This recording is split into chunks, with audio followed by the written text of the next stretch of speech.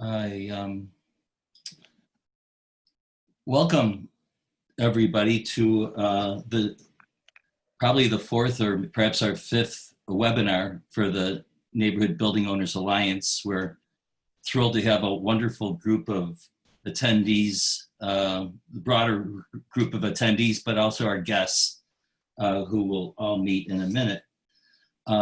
As typical, I like to offer one or two comments at the beginning of the meeting, and I'll be brief. I had a tenant who typically pays late in the month, who I finally called last Friday to inquire about her rent, and I didn't hear back from her until finally Wednesday. We finally had a conversation. She told me that she was feeling very weighed down about her conversation with me, and she wasn't able to come up with the rent. She's an Uber driver, and she spent the weekend pondering what she's going to say to me until it finally hit her that her problems and her inability to pay rent was not her fault. Yet she felt a certain amount of shame that she had to have this conversation with me. And so when she shared that with me, we had a really nice conversation. We worked things out. But I think the broader reality here is that a lot of people must feel shame and personal disappointment when they are hitting these type of challenges. But that shouldn't hold folks back from reaching out to their landlords, because most of us do understand that these problems are not that of your own making. And to get rid of that feeling of shame, instead, let's put on a hat of how do we work together to deal with this crisis. And I hope that message can go out to people that for the most part, well, in fact, every landlord I know wants to work with the tenants, and granted, we do have some tremendous challenges. I'd also want to thank Mayor Lightfoot and also Commissioner Novara, who's with us today, who have been working diligently to be even-handed and balanced in dealing with the tremendous challenge that we have on our hands. We'll talk more later today about the pledge, the solidarity pledge that was taken yesterday. The NBOA, along with our partners, industry partners with the CAA and CAR, along with some major banks, signed the pledge. It wasn't necessarily the easiest decision we've made, and we'll probably get into that later. But something about being at that press conference, Commissioner Novara was there and spoke eloquently, and we'll hear more about that. There's something about being in that room and the spirit that our mayor engendered reinforced this notion that we are in this together as a city, that we have to take some lumps, we have to take some chances, but we all have to share in a commitment to writing the right course through this challenge in these challenging times ahead. And I'm confident with her leadership and the leadership of the governor and everybody's willingness to roll up our sleeves and tackle these challenges that we'll get through this. And with that being said, I'd like to welcome our guests. First, it's really an honor to have you, Commissioner Novara, on the panel. And also, you are going to be sharing for the first part of the meeting the role as co-moderator, because I'd like you to join me as we meet our other guests, Derek Rowe, Naja, and Darius Morris. But first, Commissioner, would you like to introduce yourself and tell us a little bit more about yourself? Sure. Thank you. Thank you, Mike, for having me, and to NBOA for the work you do and for standing with us yesterday. Are you able to hear me okay? Okay. So my name is Marisa Novara. I've been Commissioner of the Department of Housing since June. And many of you, I'm sure, know this, but we have not had a Department of Housing and therefore not a commissioner for 10 years. 10 years ago, what was then the Department of Housing was merged with the Department of Planning and Development, and it went through several different names. And actually under the former mayor, the decision was made to bring back the Department of Housing. So I'm really honored to be in the role of helping to bring the importance of housing back to the forefront where it certainly should be. And in the time, Mike asked me to speak a little bit about, what our plans were prior to this pandemic and kind of how that looks now. But I think before I jump into that, I think it's relevant just to share a little bit about my background. We ended up talking about that earlier. So I come from a community-based background. I lived and worked for over a decade in North Lawndale on the west side, and I worked for a community development corporation there where I managed our affordable housing development. And my husband and I lived in a 2-flat, and we rented out our second floor, and we had lots and lots of years as a very small scale landlord experience. So I carry that with me for sure. All of that, the being based in a community and community-based work is a big part of who I am and what I bring to my work. And in that, coming into this role in June, we were focused on a lot of things that I think we felt we had a shared commitment from Mayor Lightfoot to really think a little differently about housing, affordable housing specifically in the city of Chicago, and that we could, for the first time in quite a while, really think about housing as far as an equity issue, and think about the distribution of affordable housing across the city as something to think about differently, and think about, in our view, that there should be housing that people can afford in all 50 wards and all 77 community areas across a range of incomes. And so we, some of the things that we did related to making changes to the way that we evaluate and distribute low-income housing tax credits, which are our biggest form of subsidizing affordable housing in the country, and looking at issues like how we improve our inclusionary housing rules, which are where we apply some requirements for otherwise market rate buildings, and we require some affordability within them, and really using that tool to get more affordability in the parts of the city where we don't have it now. And throughout all of that time, we have continued to work really closely with our friends in places like Community Investment Corporation. Stacy Young is one of the co-chairs of the Inclusionary Housing Task Force that we have working there.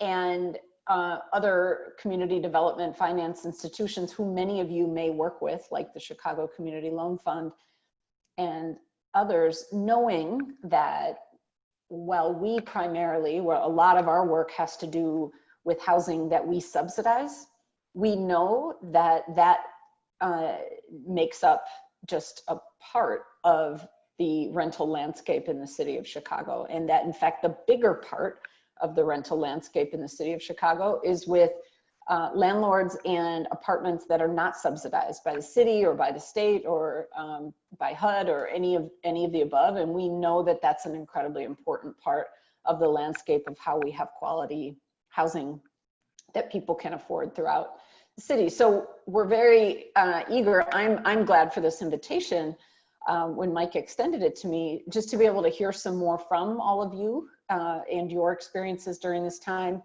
I'm eager to hear how things are going since this crisis began, and how things are looking going ahead. I'll say two more things. One is about a push that we have had, and I put this in writing earlier this week, around a real push for the federal government to step up and step in with the kind of the scale that we need to assist renters at this time. So Mike talked about the fact that we are seeing a massive loss of jobs and loss of income through no fault of any of the people losing their work during this time with the stay-at-home order. And we need the same kind of massive intervention that allows people when they've lost work in this kind of instance to be able to still pay their bills, including their rent. We also know that in this instance, unlike in 2008, we're seeing a much bigger hit to renters than we are to, let's say, single family homeowners. And a big part of that, as we looked at the data, was that a big chunk of the jobs that are most likely to be lost during this time, the jobs that are, that are being lost because we can't have restaurants open and we're losing transit and we're losing all of these things, are low paying jobs. And so the people who were likely to not have been able to save or prepare for an emergency, may not have been able to become homeowners, are the people that are being the hardest hit yet again. I know that some of those folks are your tenants. And I know that in many cases, you've been able to work successfully with them to come up with a plan. And that's really what was the push that we had yesterday. So yesterday we had an event where there was representation by NBOA and many others of really saying, look, we've got an interconnected chain here of tenants, housing providers, and lenders, and everyone within that has to be able to communicate, work together in good faith, and be flexible. And so we set out to ask as many of those folks as we could to really make the commitment to work in good faith with each other. What we asked for of tenants was, number one, if you're one of the fortunate ones who has not lost work during this time, that one of the best ways that you can support people who have lost work is to pay your rent, knowing that people who are providing rental housing will have a better shot at being flexible with people who have lost rent if they're getting enough funds from others in the building to allow for that. So that's number one. Number two, if you have lost work, to reach out proactively to your landlord and really try to work out a plan and try to work out something as best you both can. And as we're pushing housing providers to be flexible in that moment, we know that one of their expenses for most folks is their mortgage. We know it's not their only expense. You've still got utilities and maintenance and taxes and so on, but that if we can have lenders also showing flexibility during this time, it allows for landlords to then show that flexibility to their tenants when they need it as well. And so that was the gist of the agreement that we held yesterday with 12 banks and multiple landlord groups, the Realtors, Neighborhood Building Owners Alliance, Chicagoland Apartment Association, and the Lawyers Committee for Better Housing, which spoke to some of the rights of tenants at this time, which of course include that there's an eviction moratorium and that people, that there's lots of options for folks, including, and I wanna make this known to this group too, including that the Center for Conflict Resolution has made clear that they have lots of volunteers ready on standby to work through as a neutral third party through any mediation that may be needed with between a tenant and a landlord as they're trying to work out a path forward. So I do want to stress that as an option for people as well. So I'll stop there and turn it back over to Mike. Thank you. Well, thank you. I got a question. When you were asked to take this job a year ago, and if you knew that you were going to take on the biggest challenge that any commissioner would have ever dealt with, would you have taken the job? Wow, no one's asked me that. Yeah, my answer would be the same as it was, because my feeling at the point when the mayor asked me to consider this position was that I didn't know when I would ever have an opportunity again to try to make an impact from the inside of an entity in a way like this again. And so no, while I absolutely did not anticipate, as no one did, that we would be in this position right now, I would still do it again, because it's been an incredible privilege to be able to try to work through the system that we all, you know, have worked and at times been frustrated with, and at times, you know, complained about, myself included in past roles. I think to be able to then say, well, what are the things we can control and change and do differently, is just an incredible honor. Well, thank you. I'm glad we have you aboard. And I just want to give a shout out to your staff, and particularly Daniel Hertz, who we had a chance to work with, you know, a couple of months ago, those issues that seemed so crazy important and top of the, you know, of great concern to us. Seems like that was years ago. And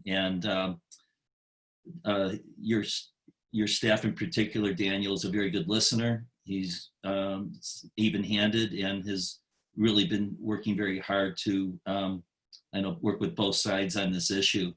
And you know, you got a good guy there. And I agree. Thank you. Okay. Well, let's meet our other guests. And now you're going to join me as a co-moderator, because I'd like you to feel comfortable asking questions. But let's start out with Naja and Darius Morris. There you are on my right. Welcome and thanks for joining us today. Thank you. Hello. Before you talk, I'd just like to say I met you a week ago. You guys are members of a wonderful organization called the Southside Builders Association. It's a 15 or so year organization. And I was invited to a meeting with Alderman Martin, and that's where I met both you guys and our other guest, Derek Rowe. So it's through your affiliation with that organization that I've had the pleasure to get to know you about 1 week ago. So go ahead and introduce yourselves and share with us what you have to say. My name is Darius Morris, and this is my wife, Naja Morris. I work as a senior compensation analyst for a financial firm downtown. My wife, she's a realtor. Yeah, I'm a real estate broker, and I'm in the Builders Association. A lot of my work is in residential new construction, primarily on the south side. Yeah, and we are landlords or housing providers. We own 2 buildings, one in Woodline and one in the Douglas neighborhood where we currently live at now. So I know today we're going to kind of go through an income statement from our 2 flat in Woodline to kind of give you guys a sense of how that building is operating. Great. Is Stacy doing that? Yeah, or I can, okay, here it is. So this is our 2 flat in Woodlawn. So this is our income statement for the 2019 year. So this year or last year was going to be a really good year for us because we were actually coming off of a challenging time in 2018, where the latter part of 2018 we had to unfortunately do an eviction for a tenant, and one of our units was vacant for about 6 months. So kind of going through this income statement, the top portion, sorry, we have our kid right here. This is the new normal. Yeah. Yes.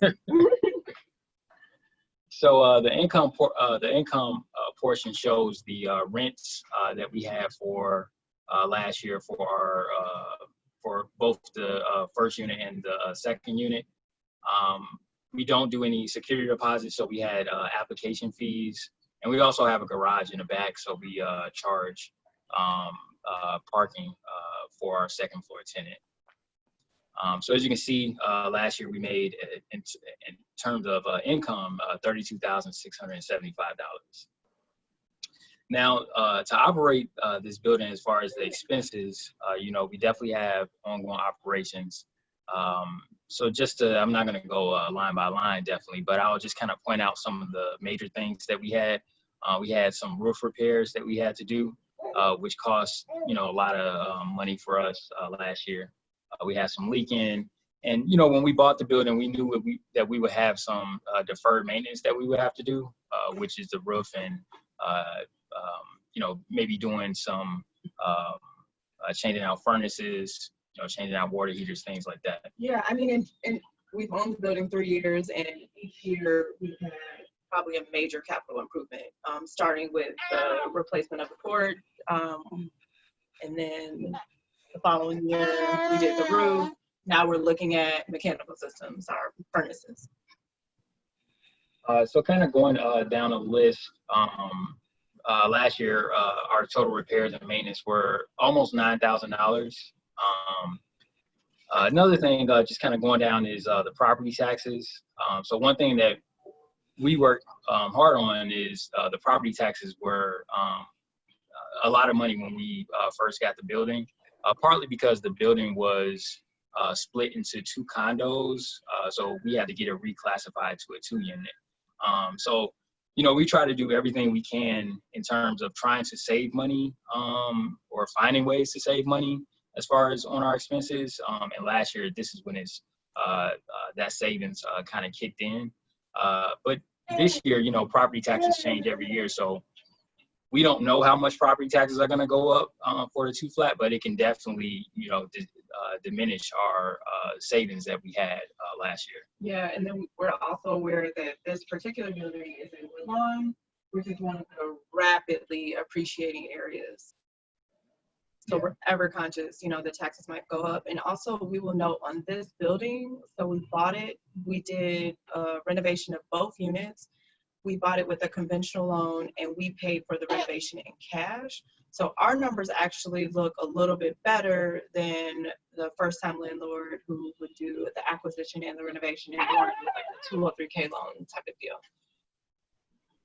So going further down, some of the main utilities are, we pay a gas bill, and this is mostly for during the time we had some vacancy for a couple months. At the first part of the year, we pay electric bill, and then water and sewer. We pay that as most landlords do. And this is another bill where we don't really know. We've seen increased costs just in 2020 alone, that some of our costs are going up, and I know that some of those costs are just going up in the city anyway. And then finally, we just had like some admin expenses. So when you get down, we started off at about $32,000 in income, minus the expenses. Our net operating income was $15,473. So that's actually before the mortgage before the mortgage payments.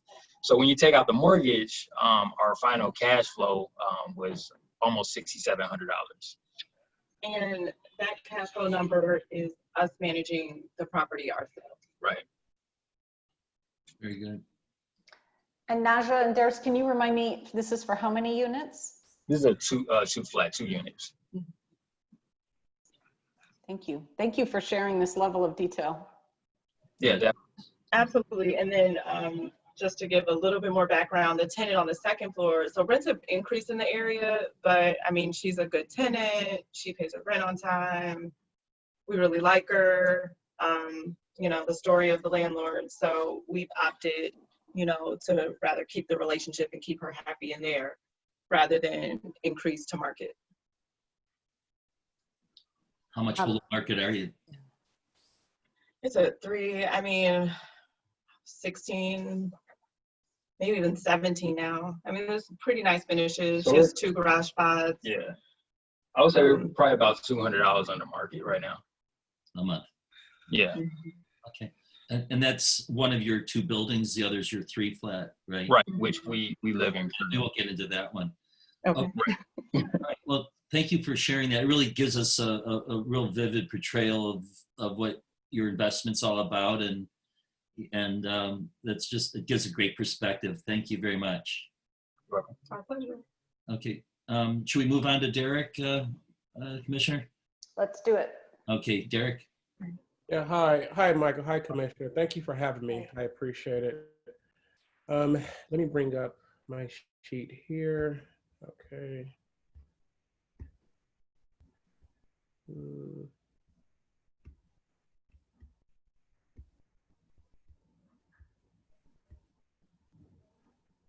Sorry. All right, so I'm not very knowledgeable, I guess, in this. Stacy, can you share that document, please? Derek, have you told us about yourself yet? I don't remember. Oh, I'm sorry, you're right. Trying to get the document started. My name is Derek Rowe. I am the owner. I'm a mom and pop real estate landlord here in Chicago, the South Side mostly. I have 20 units within the South Side Chicago. I own and manage all the properties myself. I'm from Chicago, born and raised. I have 24 years of law enforcement. I was Chicago police. I worked nothing but low income housing and public housing because I'm a product of public housing. So I wanted to give back to where I came from. Being that I'm from that area and experience what happened, the violence, the drug activity, I decided to buy real estate to try to offer a different lifestyle. Everyone I interact with know my profession. I'm very honest and upfront, and I try to hold on to what I can. I'm very honest with my tenants, and I was listening to the previous couple, and with them, I'm under market. Some of my tenants, according to housing statistics, the rents are $850, $900. I'm charging $700, $725. They can't pay. I ask them to help clean up, help with things. So I'm a very big part of my tenants' lives, and they help me out as well. Currently, during this COVID, I'm about 25% of people have not paid or slow to pay. So I don't know how long I can do this if something doesn't happen, because I don't have anyone to help me. It's just me. So I do have a full-time job, and that's the only reason I'm able to make ends meet right now. So if I can get help bring that document up, I can show you my expenses. There we go. Thank you, Leo. I can show you my expenses. So I can't control the scroll. Thanks, Leo. Let me try to get this out. Okay, cool. So as you see, it looks good on paper. You know, if I was bringing in $221,000 a year in profit, I wouldn't be on this video call. I would be out on vacation somewhere, but that's not the case. So as you can see, my gross profit for my 20 units is roughly $221,000. As you start to scroll down, my expenses add up pretty quickly. Association fees, because I have a condo. I can't control the condo association. They raise the fees every year. Auto travel is minimum. Building maintenance, you can see my building maintenance is huge. You always have deferred costs. My furnace in the building I actually purchased from CIC, Community Investment Corporation.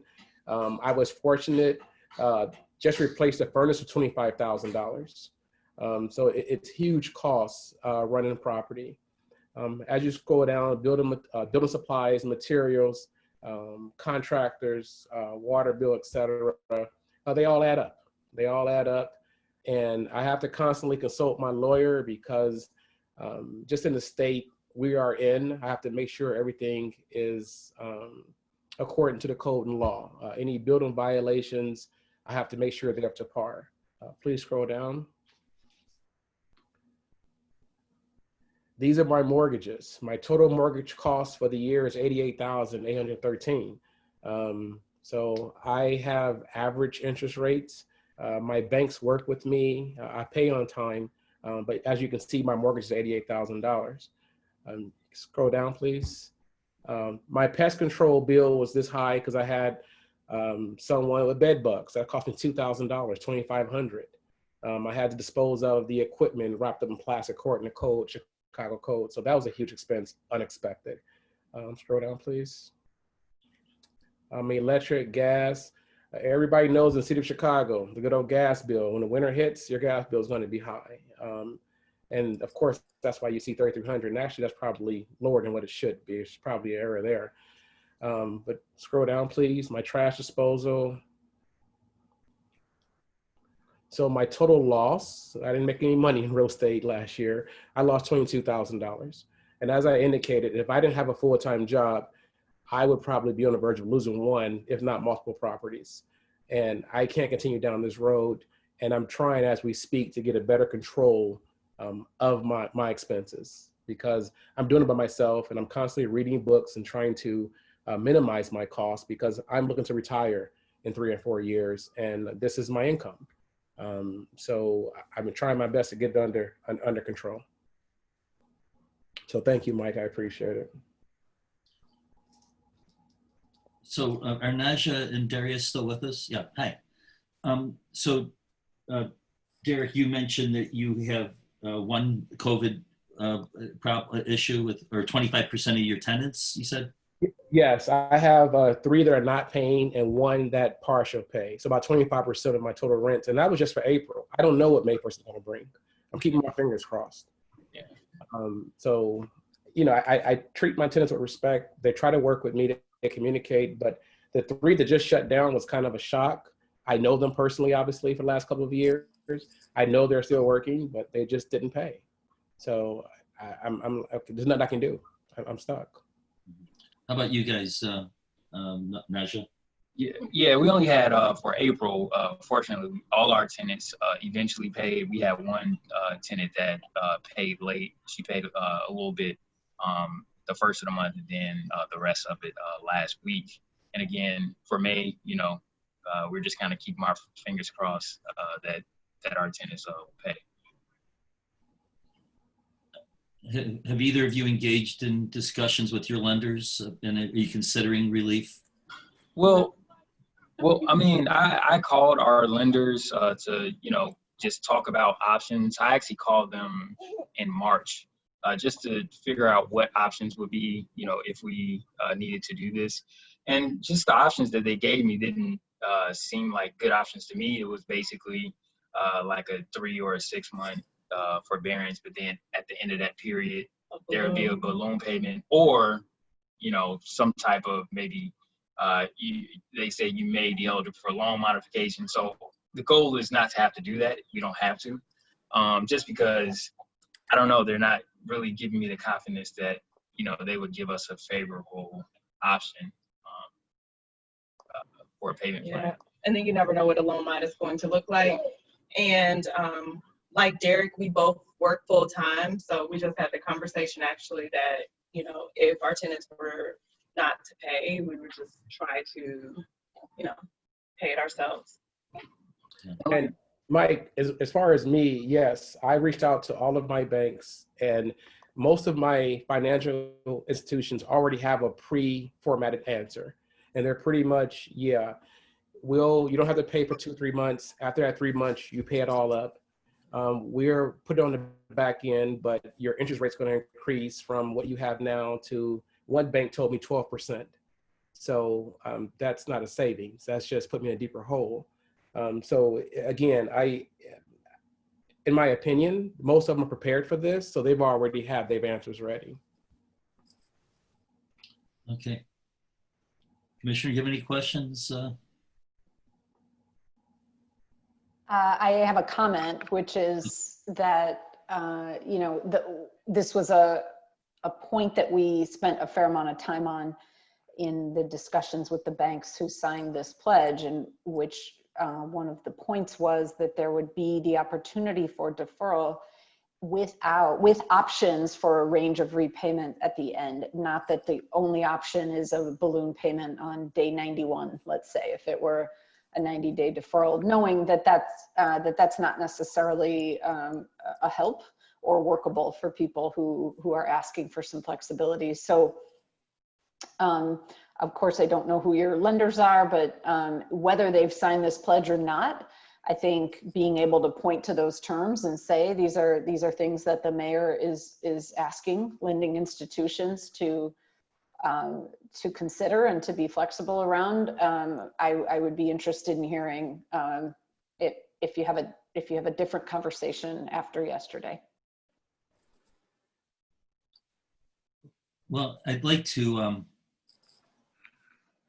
say that we were a bit concerned last week when we heard about a proposed ordinance from Alderman Martin that would have given tenants a right who, during the stay at home, to automatically defer their rent obligations if they were impacted by COVID for up to 12 months.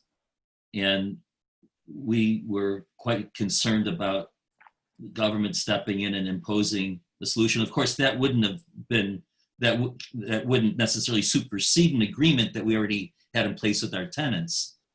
But it certainly diminished our ability to negotiate in good faith when they automatically could just kick things out 12 months.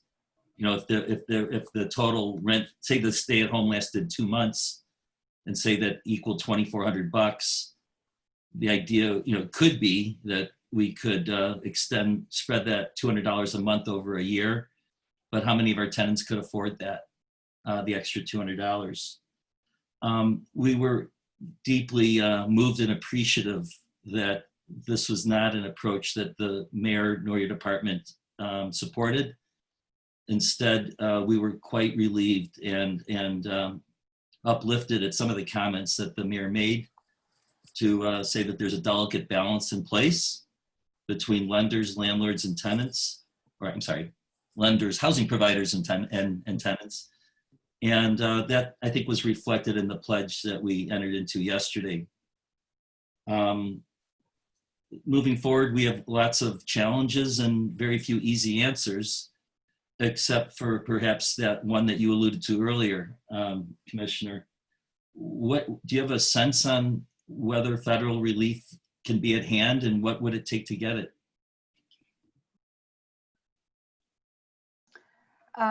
Yeah, we had a call this morning that the Preservation Compact, and many of you may have been part of that the Preservation Compact pulled together, where we heard from Congressman Quigley about the work that they're doing at the federal level to try to build in the level of support that we're looking for in the next CARES Act. And, you know, we're talking about, and this isn't the city of Chicago's number, but it is one we're talking about nationally, is 100 billion is in the ballpark of what's needed to really provide the kind of supports to tenants that they clearly need at this point. Without that, what we're doing is incredibly limited by the scale of our own Department of Housing budget here at the local level, because we are still working through, even though the city is getting increased federal dollars through community development block grants, we're still working through what we can actually use them for. So for right now, we're using our own money, which means the size and the scale is just too small. So there are several things that we're pushing for. I'll just note a couple of them that I wrote about earlier this week. So definitely at top of our list was emergency rental assistance, long-term sustained support for programs that produce and preserve affordable housing. So short-term direct rental assistance for tenants who don't already have a subsidy. And then funding for local governments that can backfill some of the revenue losses. So funding for local governments, for instance, would allow us, we made available $2 million in housing assistance grants. It was incredibly oversubscribed within 5 days. We are coming out with a round 2. I'll say more about that because I want to make sure you all know about that going forward. But we need more funding from the federal government to make those much closer to the scale that we actually need here at the city. And then other things that we're looking for include some flexibility on low-income housing tax credits and other flows of ways of funding affordable housing that come from the federal government. So, you know, I will say, I think everyone who's already on that bandwagon is pushing as hard as they can to ensure that there is the level of support in the next CARES Act that we frankly have not seen to date. The previous legislation provided some relief for some, but there really was just a sliver dedicated to affordable housing. And we also know that the stipends that people received were not available for people who are undocumented, which also leaves out a big part of our communities, our tenant communities, our homeowner communities, and everyone. So, so there's a lot of ground to make up there. While I'm on that note, I'll just finish on the housing assistance grants. So in March, we came out with $2 million from Department of Housing budget to directly assist people who needed assistance with their housing. And we did a lottery and are working through getting the money. Is the majority of it is out the door. We're working through the rest of it. We are planning, we've applied in several different buckets for a bigger round 2. And we know that the need is overwhelming and is dwarfed by what we were able to do in the first round. So our hope is that in the very near future, we'll be able to come out with a second round for people. And just so you know, if you know of tenants who fit the description to pass this on to them when it is reactivated, we're hoping. The eligibility is, it needs to be a household that can show proof of income loss due to COVID-19. And because at this point we're using DOH dollars, they do need to be at or below 60% of the area median income. That's about $53,000 for a family of 4. Are we talking about direct assistance that would go directly to landlords? No, it goes directly to the household. And so this is one of the industry concerns. You know, first of all, many, you know, the very reputable brokerage firm just released a survey of, and they had 35,000 units in the Chicago area. I sent that to you just an hour ago because I received it an hour and 10 minutes ago, but I immediately forwarded it over. So I haven't digested the results, but 35,000 units in the north, south, and suburban areas. You know, April, I don't know, you alluded to some pretty drastic numbers when you spoke yesterday about the percentage of rents that were uncollected. Let me speak to that, Mike, because it is very different than the numbers that you shared. And I want to be clear.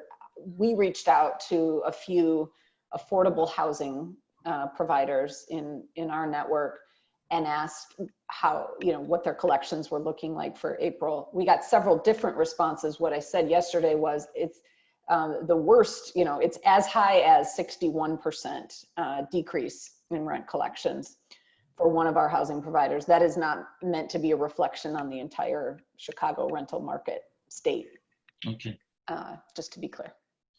Well, the numbers that Essex came out with pointed to, interestingly enough, more problems in the north side than south side in terms of landlords or housing providers that were talking about a need to accommodate special needs for the tenants, although that will probably change in May. The concern that folks really have are down the road. You know, we recognize that there's unemployment benefits with a beautiful kicker of $600 a week for those that qualify for unemployment. There's stimulus checks, there's PPP loans that are going to the residents. And, you know, so when we're asking about the impact of the COVID on them, it's not only did you lose your job, but have you applied for the assistance? And if you're getting these dollars, are you taking these dollars and do you recognize that your landlord or your housing provider needs to sustain his operations? I think that's an important message. And that would be an option or a source of income for many people who qualify for unemployment through July 31st. And thus, you know, the concern if the unemployment, the economy doesn't pop right back, which it probably won't, but what will happen beyond that? Perhaps there'll be an extension of those unemployment. We are just messaging we feel is very important right now. There seems to be, especially with May 1st coming along, May 1st is important because it's the next day that rent is due. It's also a holiday or a day that some folks want to treat as a day to call on some pretty, what we consider extreme policies that suggest that rent ought not be paid at all. And the mayor and your office and the governor have all affirmatively stated, and we've got many instances where public officials, at least at your level, and the mayors and the governors have said categorically, if you can afford your rent, you should pay it. But, just last night, I went to pick up food at a local restaurant, and the owner told me that his cook had thought that on April 1st, he didn't have to pay his rent because his alderman told him that. And it was almost in disbelief. Messaging is important here. And when there is an opportunity for relief, there is a big need, not just for those who own affordable housing units, but for landlords across the board to get direct assistance if things are getting rough. On that note, I guess I have a question. One of the things I didn't raise in our federal requests, but I am curious how all of you on the call would feel about this. I know that earlier on we were talking about the fact that the relief that was offered for small businesses in the last CARES Act, from what I understand, seemed to make it challenging for small landlords to really qualify because of the level of payroll that it's expected to cover and things of that nature. And I just, our sense was that it would make sense to try to make some adjustments to that going forward so that landlords who aren't the, multinational conglomerates and don't have huge reserves are able to say, hey, I am a small business. I don't have the level of reserves to absorb this. Yet this program clearly wasn't set up for someone like me. Are there changes to it that that those of you on the phone would say would make it more user-friendly for you? Commissioner, can I speak? Please. Yeah, so I'm both. I'm a landlord in a small business. And as far as my small business, the PPP and the grants have been phenomenal. They're very clear cut. You have employees, let's see your payroll. We want to know how much you pay in taxes. Very clear cut, black and white, phenomenal. As far as a landlord, no, I agree with you wholeheartedly. And I never even tried to apply because of exactly what you just said. I'm my own landlord, so I don't have any employees. I'm not buying food from a vendor. I'm getting a wrench and a hammer and fixing things myself, and I don't take a salary. That loss you saw is not even paying myself. So it would be great if I could have something to lean on to subsidize my lost rents, which I will of course show documentation. That's not a problem at all. And just for a small time, or even a loan at a very no interest rate to get me carried over. And then if my tenants agree to pay their rent, then I will pay back the loan. I'm not trying to get rich off this. I just need my bills covered. And I would love to get an agreement with my tenants saying, listen, if I get this loan from the city of Chicago, do you promise once you start working, you pay your money back and then I get the money back to the city? I mean, yeah, I'm willing to play. I would love that. I would love that. Yeah, I agree too. From the landlord perspective, as far as, we didn't even apply for anything for the PPP, but for the EIDL, we applied for that. We didn't get anything, and I know they ran out of the appropriations for that, and they're talking about opening that back up. But one thing they did do is they kind of cut it down where early on it was supposed to be that advance for $10,000, but then it went down to basically $1,000 per employee. Up to And $10,000. I mean, we're technically not employees. I mean, it just wasn't really well defined on would we be eligible because we don't have any employees. It's really just us who manages, our own properties. So I'm not sure if that's why we really didn't get any communication whether or not, we were denied or approved for that. So we're still just kind of waiting around for it. So just to back up to your question, because I'll get some responses from my colleagues, is whether, I was asking about direct assistance to landlords, including those that aren't exclusively providing affordable under affordable programs. So the question is, can our needs be met through the other programs such as SBA loans and the like?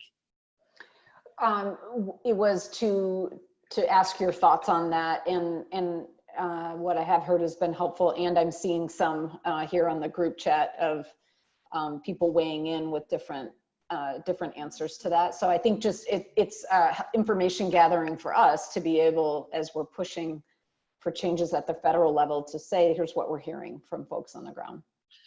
You know, I alluded earlier to the fact that you've got a tough job.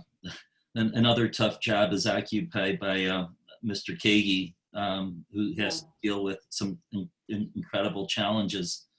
And we're all mindful. I see a comment here about a person who saw his taxes, or maybe it's his assessment, increase substantially, and it's going to be a huge issue. I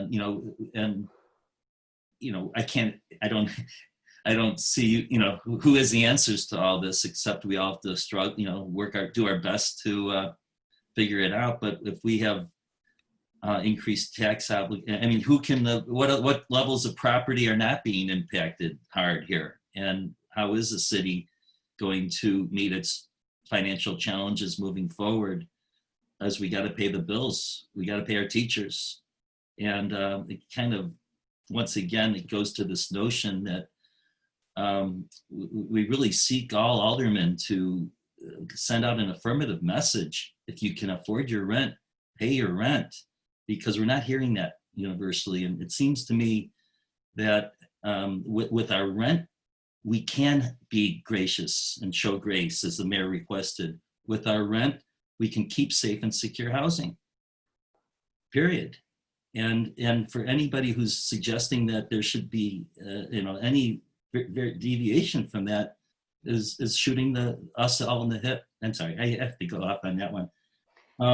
Can I make one comment? There's a statement here on the group chat about a landlord with property taxes have gone up dramatically. He has raised the rent to keep pace with that, has residents who are elderly, retired. Where can we get help?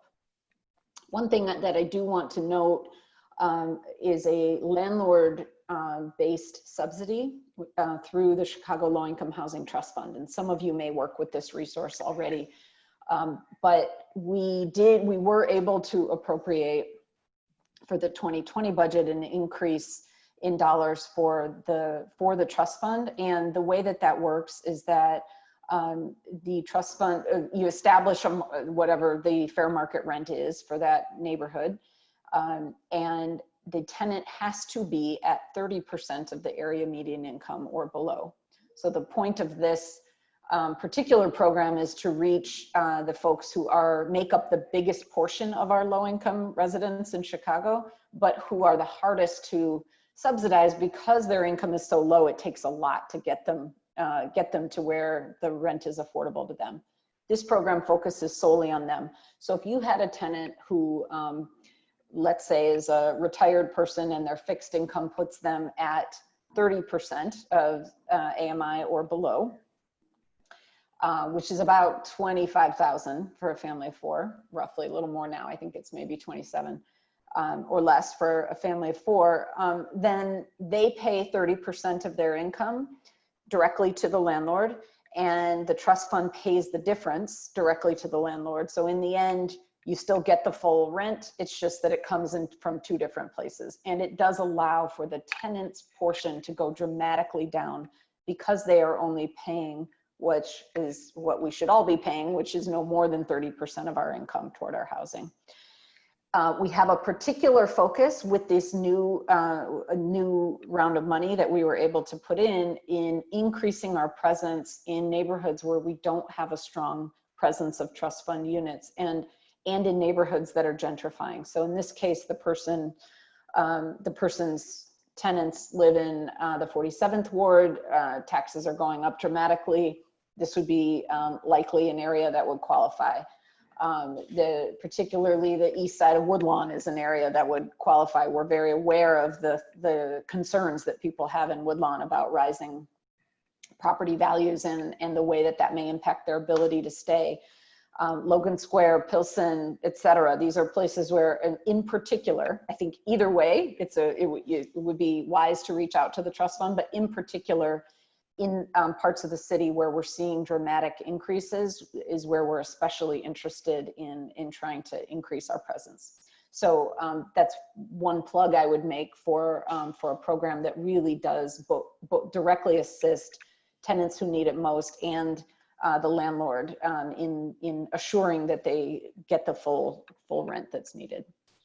So there are a number of initiatives, and we only have 3 minutes, so I'm going to ask a question that would require probably half an hour, but if you can just answer, what's the status of many of the initiatives? Are they being put on hold until we see how we come out of this in however many months it takes when it comes to, they say, the ARO, accessory dwelling units, just housing, just cause evictions? Is this stuff that we're going to pause and let's see how we come out of this, or what's the plan? Yeah, I don't have an across the board answer to that, Mike. I think we're looking at each one and trying to determine. There's one, so the Inclusionary Housing Task Force, which is focused on the ARO and other items. We know that this will impact our timeline because, frankly, myself and Daniel Hertz and others on our policy team have been working only on responding to COVID for the last 6 weeks. We have not been working on inclusionary housing. So of course it's all going to get kind of moved a bit back.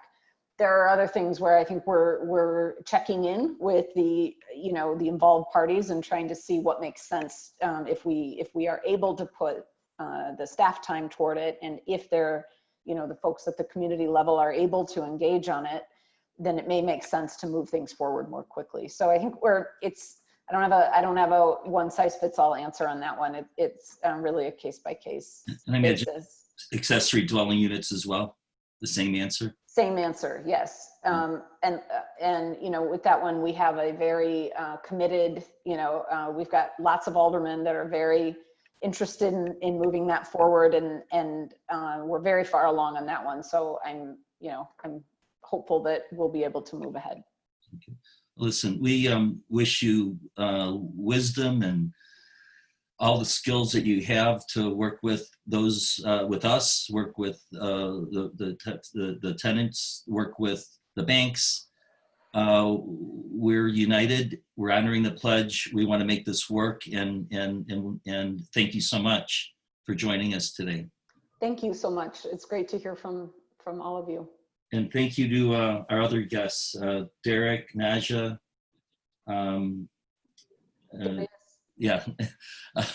Darius. Thank you all, and Cleo and the Southside Builders for bringing these terrific guests. Let's meet again when we're on the other side of this crisis and celebrate all our success, okay? Thank you, everyone. Thank you. Thank you.